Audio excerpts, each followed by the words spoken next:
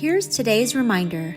If your church is going to grow, you have to equip your leaders. But how do you do this? How do you empower the leaders at your church to lead well? Join us at equiplab.com/churchleaders. We're here to equip your ministry team to thrive. Just go to equiplab.com/churchleaders and join us today. Welcome to the Church Leaders Podcast. I'm your host, Jason Day. And before I introduce our next podcast topic, I have an exciting announcement. On July 1st, the team at Outreach welcomed Ed Stetzer as General Editor of Outreach Media Group and Editor-in-Chief of Outreach Magazine. Among his many roles and accomplishments, Ed is the Executive Director of the Wheaton College Billy Graham Center and Dean of the School of Mission, Ministry, and Leadership, as well as the Regional Director for Lausanne, North America.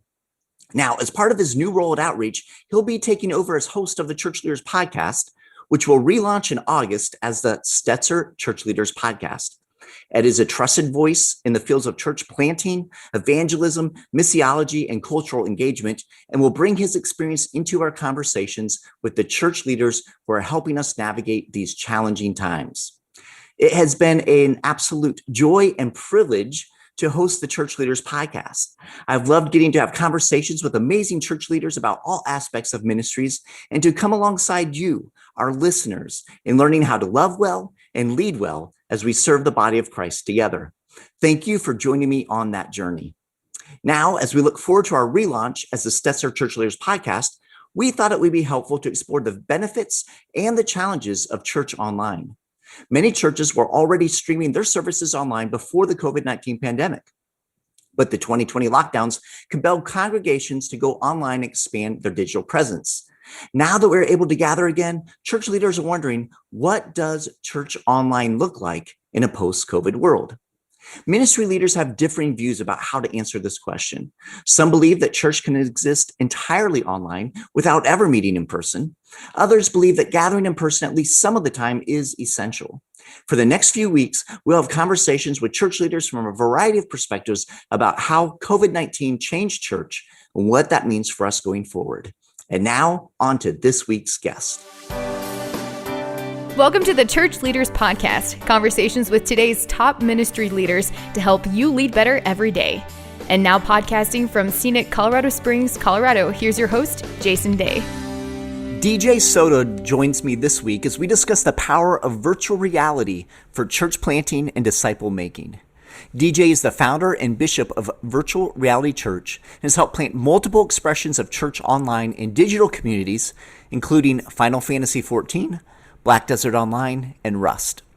In this episode, DJ and I talk about the pioneering spirit and innovation of the church throughout our history and why we need to continue to seek God's expansive direction for the church.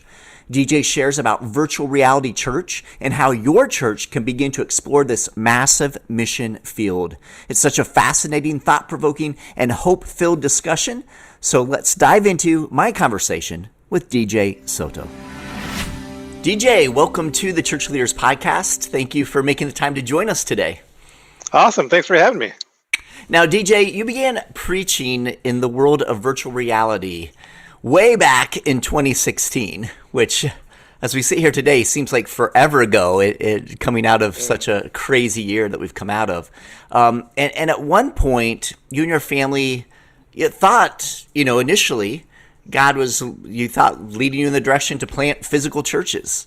And yet you find yourself in a very different place today. So for those who may not be familiar with your story, can you share a bit with us about the journey God has had you and your family on? Absolutely. Yes. It's interesting just to look back and here in 2021 to see the journey of Virtual Reality Church. And in some ways, we're kind of moving out of church plant phase into some maturity as we develop as a body of Christ. And for people that are just hearing about us now, we're not a pandemic pivot. We launched Virtual Reality Church in 2016.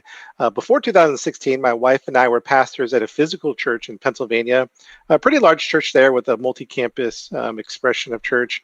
And actually, I was one of the campus pastors that helped launch their first campus. And it was about 2015, 2016, where we felt like God wanted us to do something new, and we didn't know what new meant. but we did think that meant plant physical churches. So we got into physical church planting mode. We were, attending conferences and church planting seminars and all those things to launch physical churches. About that time, in the spring of 2016, we had just left the ministry that we were part of, and we started hearing about this new technology. Virtual reality was just coming into the marketplace. Now, to some degree, virtual reality has always been around. VR enthusiasts have said VR has been around for 30, 40, 50 years. And that's true, except in this iteration, we've never seen it where you could go to Amazon or swing by Best Buy and pick up a VR device. That's the first time we've seen that as far as at a consumer level. And so we're a techie family. In the ministry where we're at, we helped them launch apps and online church and all those things. So we have a technological bent towards us. We have a passion for technology, video games. And so, we got that for fun, not thinking too much about ministry. That wasn't on our radar. And it was called the Oculus Rift is the name of the first VR device that we got, which is now, fast forward to today, it's owned by Facebook. Facebook spent billions of dollars to acquire this technology, which is just kind of bookmark that in your brain as a church leader if you're watching technological trends, why would a software company spend billions of dollars to get into hardware? Facebook being a social platform, you can kind of dig and pull the threads to see that they view virtual reality as the next iteration of social interaction. But anyways, rewind back to 2016, we got the Oculus the Oculus Rift, and we were just having fun with it, video games, movies, experiences, and it's a technology that blew my mind from the first time I put it on. I could not believe it. And at that point in my life, you feel like you've experienced everything. You think you've at least seen it all. But we've never experienced anything like this, where a new reality is coming over your eyes and it feels like you're transported. It's not a gimmick. It's not some people say, is the technology compelling? It's absolutely compelling. And there's no shortage of videos. You can go on YouTube and see people reacting and jumping and falling because in extreme examples too, because they think they're falling off a cliff or this dinosaur is about to get them. And so virtual reality has introduced a new paradigm to computing, where we've interacted with digital technology with our computers, our mouse, our keyboard, our phone, but now we're immersing in ourselves in this digital interaction through these 360 environments that we've never seen before. And so if people haven't seen it, it is hard to explain until you've actually experienced it. And that's in the history of VR Church, I find that interesting because I've been to many conferences and many conversations about virtual reality church, casting vision, raising funding, and until someone puts the headset on, that's when the light bulb comes on. So one quick story. I was at a conference talking about VR Church, and there's this pastor in the audience, and he told me this later, who is inside nodding his head. This is not biblical. This is not theological, blah, blah, blah, that whole bit. And so afterwards we were chatting. I was like, hey, you should come to VR Church. He had a ministry in the Middle East. And so he came and talked about his ministry. I put him in a VR headset. And afterwards he took it off and says, I need to do this.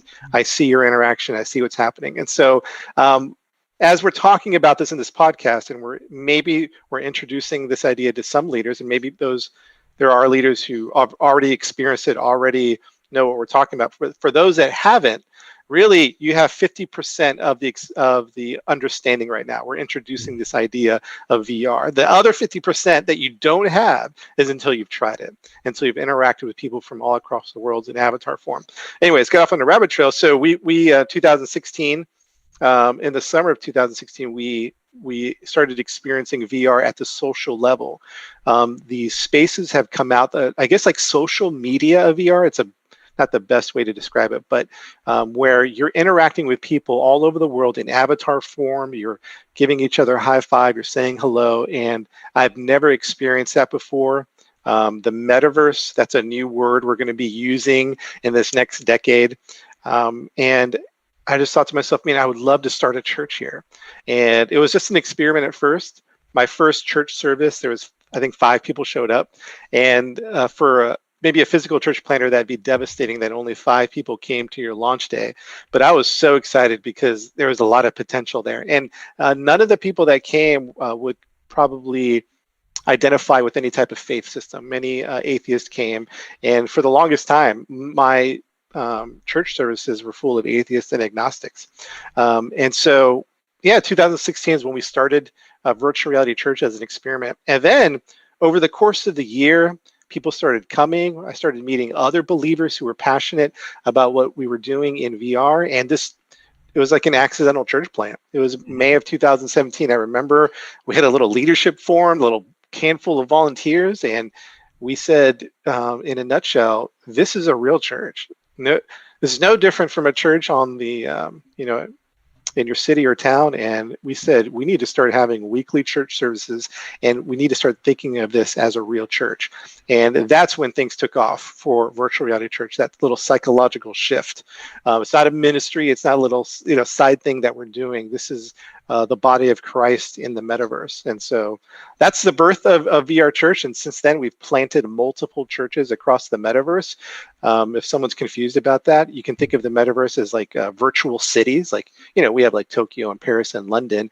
And the metaverse has the same idea that there's different virtual cities that people inhabit. And so we've planted churches in these virtual cities. So Virtual Reality Church is more than just a church, a single church that exists. We're a church planting movement in the metaverse, and that spawned a new ministry, a new church system called MMO Church. And that's been an exciting foray into a new part of the metaverse. It's a whole other beast. And so we've been planting churches on there, and those are just growing and thriving as well. So VR Church and MMO Church have recently come together as one ministry. At least in the Discord, it's separate but together. And we call it VR MMO Church. And so that's the little quick history of who we are, where we came from, and a little bit of what we're doing. Yeah, I love it, DJ. So fascinating to see how God just kind of, as we're just journeying life, he just intersects and encourages and guides and directs. And as you said, you had no initial intention of planting a VR church. And yet through your experiences, God seemed to open those doors. And now you've been doing it for several years, and have, as you said, created a movement where there are multiple churches that are being planted. I guess one of the big questions I have, DJ, is how is what you're doing with VR Church and with MMO Church, how is it similar to physical church? And how is it different? Because I know a lot of people who are probably just listening and haven't experienced it are trying to figure out, like, how is this church? Are there holes in it and those types of things? And I know you've had multiple conversations about this. So kind of walk us through a little bit similarities and differences that you see. Yeah. And there's a lot of rabbit trails we can go down to. So I might, peek down a little trail and come back up. But in one sense, on one hand, it's very similar to a physical church experience. There's not much difference in format and function as far as the elements that we would perhaps agree on that our church, as far as corporate worship, sermons, prayer, sacraments, even baptisms, that kind of becomes a controversial topic. Small groups, all these different elements that the physical church expresses, we express that just as much and then some in virtual reality. So to some degree, when you come in on a Sunday morning, there isn't a whole lot of difference. You come in, you spawn in the environment, and you'll come in, and it has a bit of a mega church feel as far as like there's a big Jumbotron screen. We'll do announcements. There's a formal side to the service with announcements, prayer, and some worship music as well. And then we'll go into the sermon, and this is where it starts to look different. So for most of my ministry history, whenever I preached, I would speak from a pulpit on the stage. Maybe there would be a few illustrations over my head, but in virtual reality, the game is changed in that we build these experiences. So think about Moses and the Red Sea, that portion of scripture in the Bible. We just covered that because of going through Hebrews, and we'll build that. So I'm not preaching from the stage anymore. We're walking through these different experiences, going through the Red Sea, One of my favorite moments was when Paul was shipwrecked in the storm that came. We were on a ship, the rain was coming down, and we walked onto the ground where the snake was, and there was fire there. And so all these different elements through Scripture, all the narratives and all the experiences that we've seen, we're experiencing them themselves. It's a fascinating world that we're going into. And what we're discovering is, because of that format, if you will, we believe that the Scriptures are imprinting in the spirit of the individual that we haven't seen before, because the Word of God is becoming tactile. So it's not just an audible thing, and maybe there is some, if a church sermon has the slides or whatever. No, you're actually walking through it and experiencing it as if you were there. And going back to, there's no shortage of YouTubes of people reacting because it feels real. Now we're in these environments where it feels real. Noah's Ark, the Red Sea, all these different things that we've done, and we build a set each week. Hebrews has been fascinating, going through the old, the tabernacle system and building that and walking through that and talking about the most holy of holies. And there's this no shortage of imagery or a technology that we can't use to make the Scriptures come to life. And so you'll see that at first, and on one hand, it's very similar, and then you'll see how it morphs into something very different. And that's one key thing to think about as we move into the experience age, and that's what this is. Virtual reality, augmented reality represents the experience age. We're leaving the information age and going into the experience age. And that's what it's going to reflect, that our churches from the future are going to be building experiences, whether they're in VR or AR. Augmented reality, which is a whole other conversation. So the similarities are there, yet the differences are there. And one thing that's really important to think about is, when we first planted VR Church, we tried to replicate the church one for one.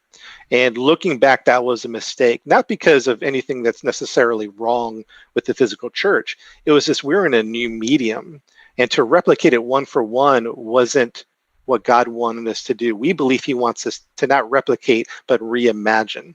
And so this is an opportunity as we move into the experience age to reimagine what church could be. I know that's uncomfortable for some. They've liked the format and the systems and structures of yesteryear, and that's great. And has been such a powerful system or mechanism, or I'm not sure the word I'm looking for, but powerful expression of church. But as we move into this new area, we're not chucking out theology or doctrine. We're just retooling the technology and expressing it in a different way, in a reimagined way. So that's just a quick, if I could throw that out to church leaders too. As you go into this shifting into this new, be careful not to replicate just for the sake of replication, like one for one. This is what we know church to look like, and this is how we're going to replicate it. I think years later, you're going to find that's going to not serve you well. It's a really good thing and a very difficult thing, I know, to start to reimagine what church could be. Is it just a Sunday morning event, 1 hour event, and then maybe a group? What can church be in this new digital format where we're connected in different ways, and especially when you use VR and AR? Yeah, that's fascinating, DJ. And I think that brings us to a question of just kind of distilling what church is. Distilling down what church really is. What are the essentials of church? What makes church versus not quite church, right? Versus maybe just a ministry. So in the years that you've been doing this, I know you and your team, you've had to pray through those types of things. You mentioned the sacraments. I remember when you and I first met at Facebook's headquarters, you shared a baptism with us that had occurred in your VR church, video screen capture of that baptism. Can you talk to us a little bit about where has God brought you as far as the essentials of church and how that can be expressed in virtual reality? Because as you mentioned, that there's some pieces in there that are really hard for a lot of people to wrap their brains around, wrap their minds around, their imagination around. So can you talk us through that a bit? Yeah, and that's a tough question, because I know things can get kind of splintered in the degree that I've been through Bible school, interacted interacted with seminary and denominations and all this, and I've seen where we've defined church in a particular way. And one denomination had like 7 pillars of the church or 7 elements or something like that. I can't remember the exact number. But if you were to take those elements and apply it to the New Testament church, you wouldn't define the New Testament church as a church because it didn't have all those 7 elements. So it feels like we need to take a moment and pause and say, what are the core elements of what a church is? And because I think that maybe sometimes we are used to a construct that's not actually even what church is. And so if I was to be specific, I would mean like a church is a 1-hour event on Sunday morning.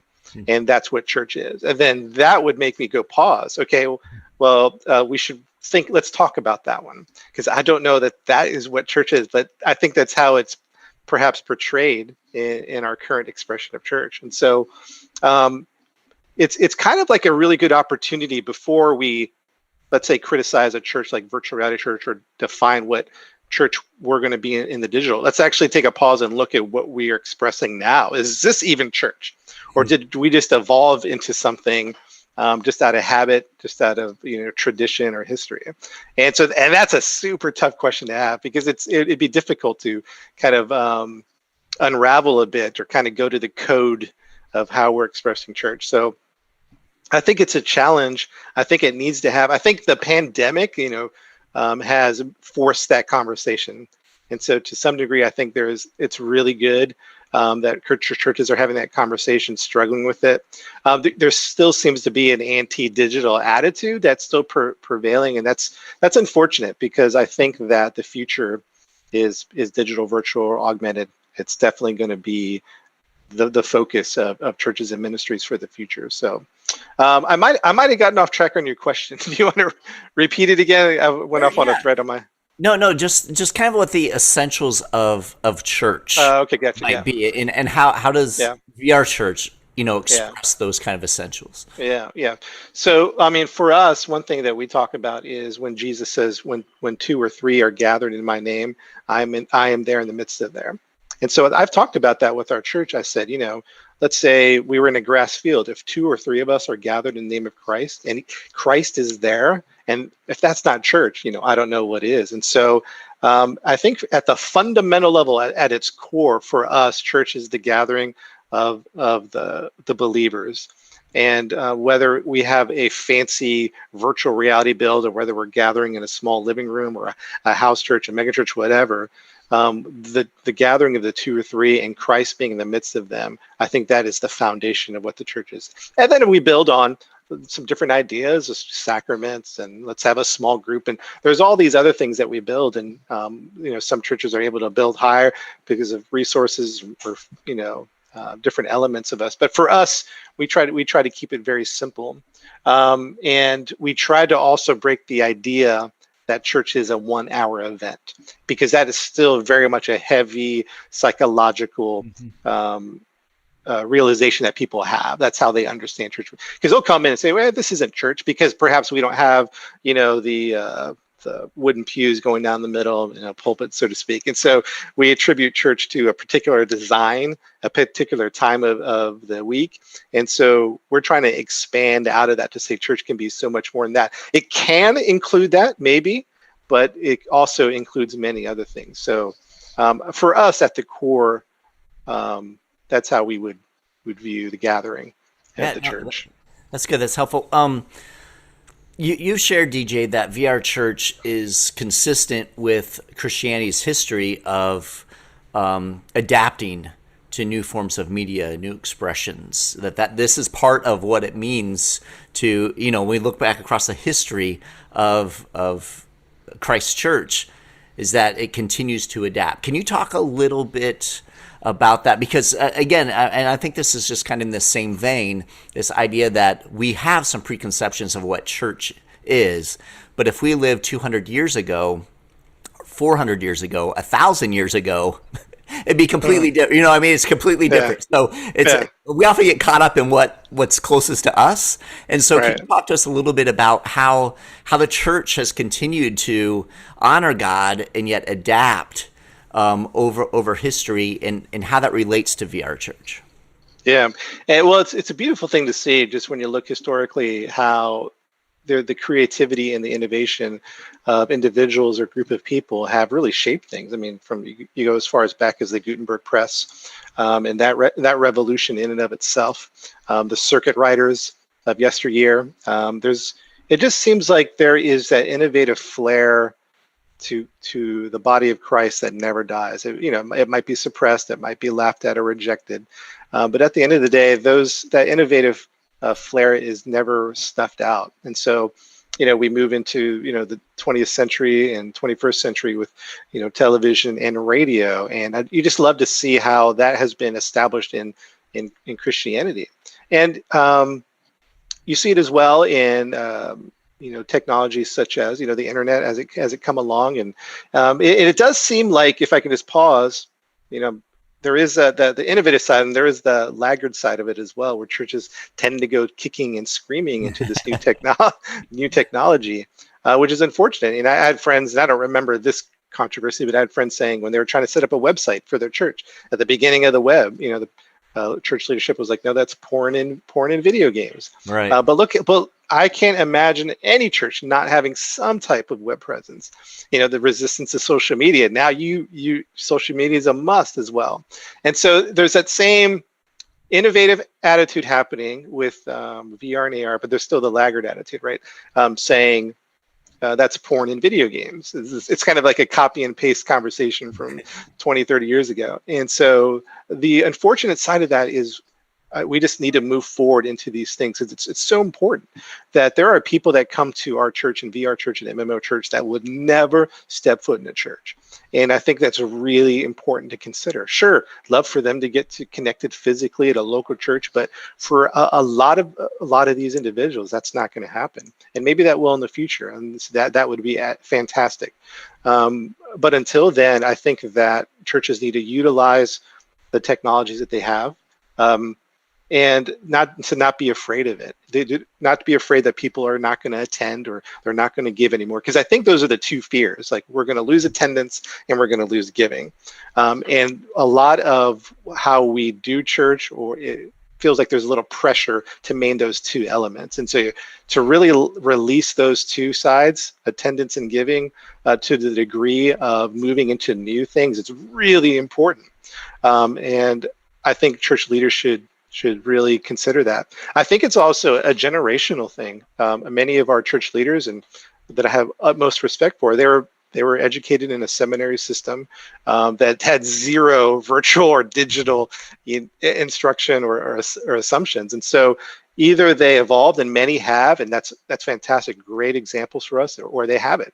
And they just kind of look at it like this one pastor said, when I was talking about VR churches, like, I'm glad I'm retiring. You know what I mean? And so it was a funny, just little interaction we had, but it also just represents an attitude of like, I don't want to minister in this new world, right? And so there's a generational thing. And so, like, the conversations that, let's say, you and I have, or I have with other pastors, it's about whether we should do this or not. There's like, it's hesitation, like maybe we're doing something anti-biblical, or there's this really like concern, but like the next gen, like my kids, and I see how they express their faith and how they interact, it's not going to be an issue at all. It's not going to be even cross their mind that digital or virtual communities and relationships or events, all of that can exist. So it is a challenging time, I think. I'm not going to, sugarcoat it. It's tough conversations to have.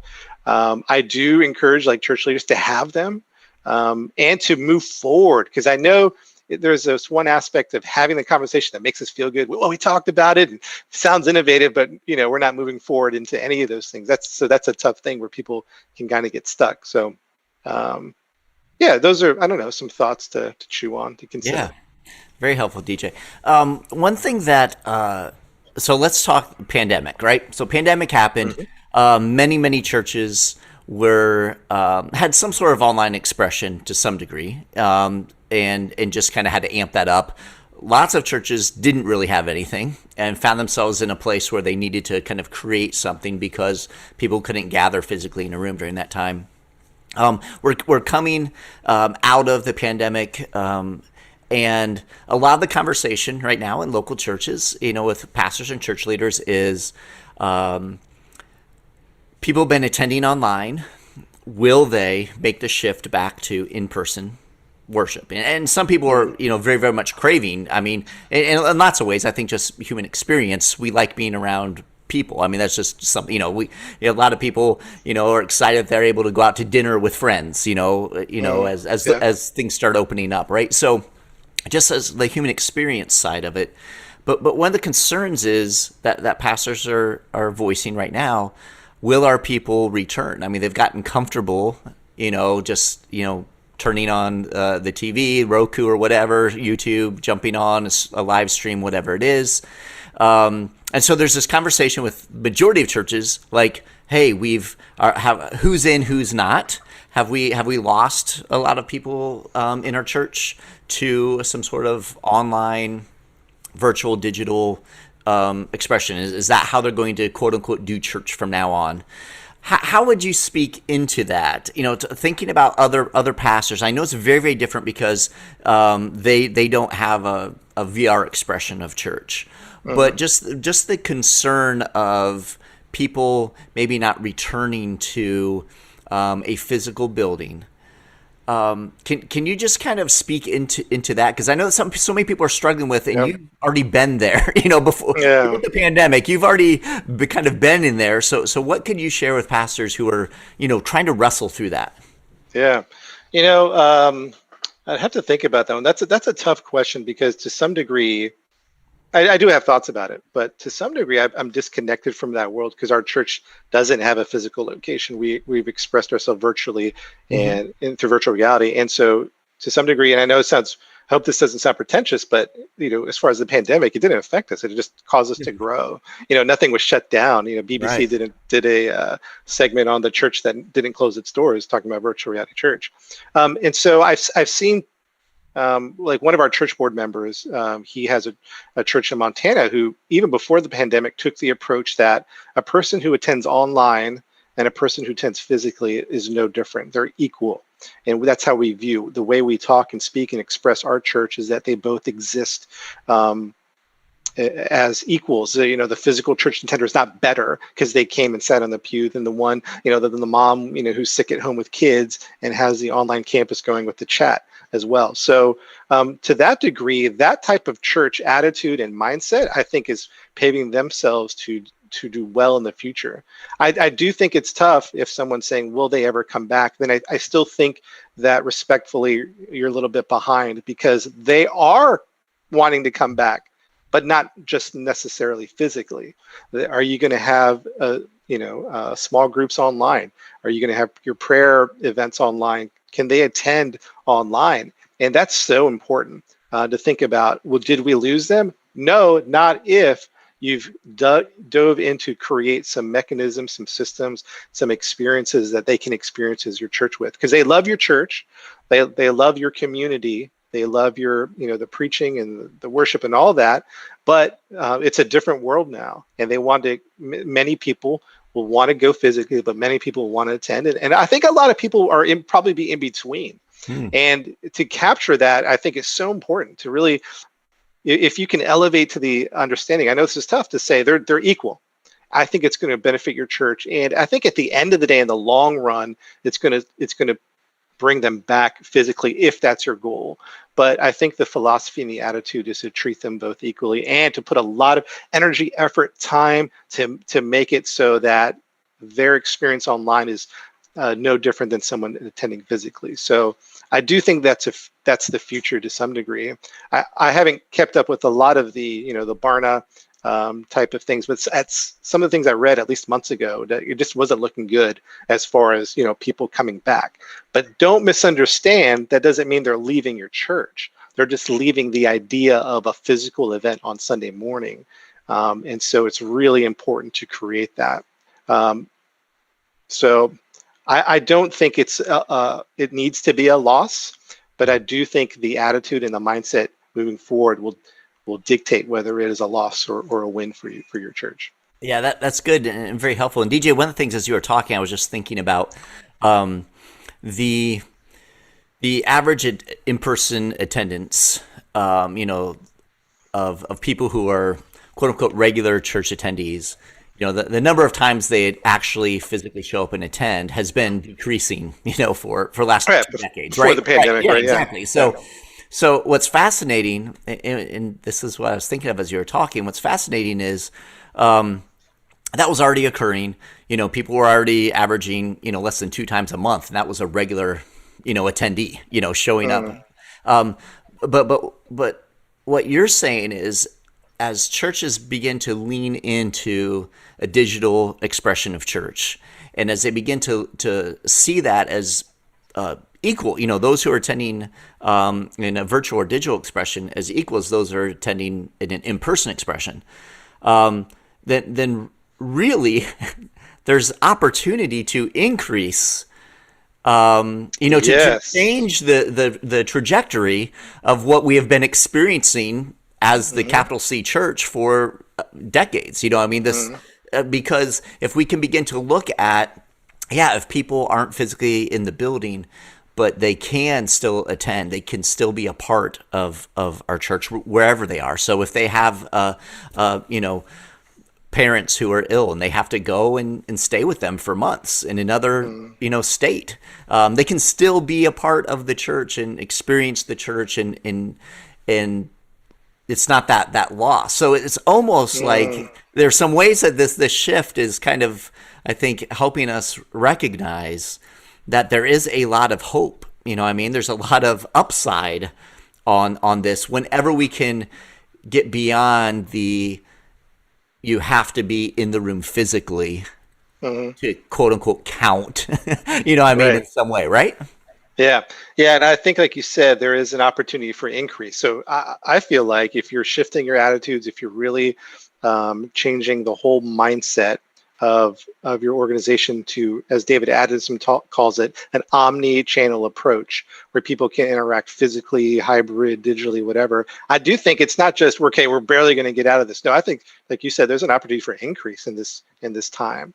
And so, and I think it's just getting in there, having the tough questions, including the church. So like a little asterisk here is that there are people, let's say you're senior staff, your senior leadership, you weren't groomed or, educated or birthed in this whole social media virtual system. There are people in your church that would do it in a heartbeat. And just opening up that conversation to the church and say, hey, this is what we'd love to do. We need help. You have those innovators, you have those digital professionals, you have all those people that can help you set that up and help you do it well. Because I've been through a lot of great churches. I've been a part of great churches. One mistake we made is we always wanted to present the final product to the church, which is good. I'm not saying that's bad, whether a program, a service, or whatever, but there has to be room for experimentation, especially now. Like, you need to be able to experiment, itinerate the ideas of what your church could be, because you can follow a form and a model, and that's great too. But what's particularly unique to your church that you need to create a digital, ecosystem around, and to be able to get those pioneers and innovators that are in your church and help them and set them free to experiment, I think is going to be very powerful. So I know as churches, we have this, let's present this well. It's great, but I think it's kind of like, I started this little rapid trail. I was fascinated by this little podcast I was listening to where Microsoft almost didn't launch Xbox. Xbox is this massive, arm of the Microsoft family now. Like, it's all over everyone's living room. And one of the things that the team says is that we need to be separate from Microsoft. It's not completely separate, but just we need to be alone. We need to be able to experiment and do these things. And at the end of the day, Bill Gates was very hesitant as the leader of Microsoft. But then he says, okay, I believe in what you guys are doing. Here's the funding. Go work on that project and bring forth some innovation, which has been amazing. And so I feel like the church has lost that innovative arm, that subsidiary attitude that these technological companies have, where you can carve off a side of your ministry and throw a little bit of money, throw a little bit of people and support, encouragement. And I think it's going to come back in multiple ways. And so to do that with the technology, social media, virtual reality, augmented reality, I think is really important. I think it's like a whole long way of saying that now it's time to bring back the innovative side of the church. We've had a form and a function and structure that served us really well until it didn't. And now we're at that point where we need to make that shift and revitalize the innovators and the pioneers of our church so they can help us move forward into the future. So yeah, I love that. And just thinking about when we look again across the history of the church, from the very, very beginning, from the early church, the disciples and the apostles and all the creative things, innovative things they had to do, and then you look throughout the history, it just continued, and it's the breath of the Holy Spirit, breathing into the church and continuing to push us and help us to see how big and expansive God truly is. So I love that, DJ. If I was trying to think about pastors listening right now, ministry leaders listening to this conversation, and I was thinking there might be a couple people who are listening that are intrigued to dig a little more deeply. Some might be thinking, and God might have been speaking into their heart, into their life about planting a virtual church, in some way. Others might be pastors who are, again, they have a physical church, and yet they see the importance and value of, like you said, investing more time, energy, and resources into a digital expression of the church. So can you share some thoughts, some ideas, or resources, really, places you can point people who might either A, be considering planting a church like this, or B, really wanting to know how can we help our church have that expression as well? What would you recommend? Where are some resources or places to go? Or let me touch on the mindset, and then we'll get to logistics. So there's three aspects real quick where we think of the digital church. Should we do something? The should is it theologically correct? Is it biblical? The second part from should is how, or not how, it's could we do something? Okay, we should do it, but can we do baptisms? Can we do this other thing? I'm not sure if we can do that. So it's the second level. And then really what I'm trying to get everyone to is the third level, is when you've gone through the should and the can, and now you're at the how. And it's a mindset. So, I can talk about all these other things, but to kind of get back to your leadership in the church and maybe redigging the foundation a bit, refortifying it with these things. It's so important because now you're going to build upon that. And I find that churches kind of get hung up in the should, could side, should, can. But once you break into the how, you've clear, all right, we can do it. We can do it all. We can have online members. And now you get to the how. That's when things start to get interesting. Before then, you're just in the land of hesitation that doesn't really produce anything. So once you get into the how, there's some really beautiful things you can start getting into, particularly with virtual reality. The first thing I would encourage a church to do is to buy an Oculus Quest 2. I mentioned the Oculus Rift. The latest iteration is an Oculus Quest 2.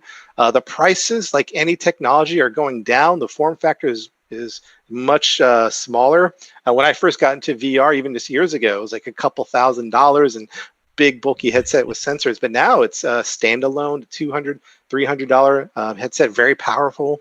And so even in the short term, we've seen that. And the reason you need to get it is you need to get 2 or 3 for your team, at least one, and have people experiment. Just go into experimentation mode. You don't have to declare anything. You don't have to announce that we're doing anything official. You just start experimenting with what this is all about. And then once you go into experimentation phase, I think you're going to explore and discover some things. So I think for me, it's, I could talk to 100 pastors and have a big weekend seminar, or I could put you in for 30 seconds or, 1 minute, and then the light bulb's going to go on. So for churches that are looking to get into it, they need to just invest not very much money into the possibility of getting this technology, having their team, perhaps their online campus pastor, perhaps a layman that would come in and be involved in that ministry. And then step 2, what I would encourage is try a small group out. There's probably people in your church that have VR. I think Oculus Quest 2 itself has sold 8 million, and that's a significant number for an early technology to have that many sold. And people are acquiring them little by little. It probably hasn't reached full adoption in technology, but it's heading that way. So there's probably people that would have it in your church. Or once you say, hey, we're experimenting with a small group in VR, boom, people are going out and buying it. They're going to be excited about that. Once you start casting innovation for something like that, I wouldn't doubt people would buy the VR headset. And then, you've bought it, you've explored it, you're experimenting, maybe with a small group or something, gathering, whatever you decide to do. And then I think right behind that, you're going to discover we need to have a virtual reality campus. And particularly for those that are multi-site, particularly for those that have adopted an online church model, a virtual reality campus is a no-brainer. That's your next step, where your online campus, which is a great experience, a screen and chat, can now move into 3D interactions. And now your campus pastor isn't just speaking to you one way. You're actually walking by him, saying hello, giving him a high five, and walking into your experience. And so there's a little pathway for you that you can engage in. It doesn't have to happen all at once. It doesn't have to spend a ton of money on it, but I do think getting into it, experimenting and exploring, and you're going to discover some amazing things. And that's going to prep you for the future when, let's say, who knows, 2030, it is just as expected to have a VR experience as you would to have a website, social media. There is going to be a point where people are going to expect that from companies, from sports teams, from churches, and all of that. And so that's going to pave the way for the future. So get in there early, have the conversation you need to have, and really empower people to get into this. As far as like knowledge and understanding, feel free to contact me.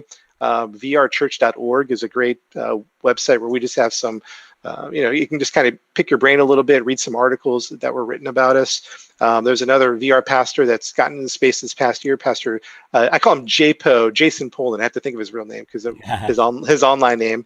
But he's an interesting guy too. And he might be equally just as or more than made to talk to, because he has a physical church with the VR campuses. So he's dove into that hybrid model.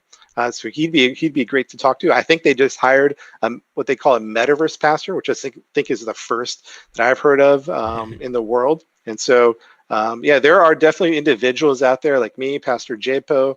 There's another minister, Pastor Bill Willenbrock, and he does ministry in VR too. So there's resources and individuals out there to chat, pick the brain about, and it's exciting because I think we're just beginning something that's going to be powerful for the future. Yeah, that's awesome, DJ. It's been so good to chat with you. Thank you. Fascinating conversation. Love what you're doing for the kingdom, how God's using you and your team. If people want to connect with you, can you share, how they connect with you on social, and then also websites for the church, and if they want to kind of learn more and dig in a bit more, where could they do that? Yeah, absolutely. Yeah, I think the simplest place is vrchurch.org. I think I have a couple of my social media links along with the church social media there too. So they can connect with me on Facebook, Twitter, or whatever, send me a DM, and we'll have a conversation. Awesome. Perfect. Brother, thank you so much for taking the time to be with us. Again, such a absolutely incredible conversation. God bless you. All right, take care. Thank you. Thank you for joining me for this episode of the Church Leaders Podcast. Be sure to check out the other episodes in this series. You don't want to miss out on the full discussion. Also, don't forget to subscribe to this podcast so you don't miss any of our interviews. We'd appreciate it if you could take just a few moments to let us know your thoughts by leaving us a review on your preferred podcast platform or sending an email to podcast@churchleaders.com. Your positive reviews and ratings help other ministry leaders find us and benefit from our content. So until next time, this is Jason Day, encouraging you to love well and lead well. You've been listening to the Church Leaders Podcast. For articles, videos, and free resources that will help you lead better every day, visit our website at churchleaders.com. Thanks for listening.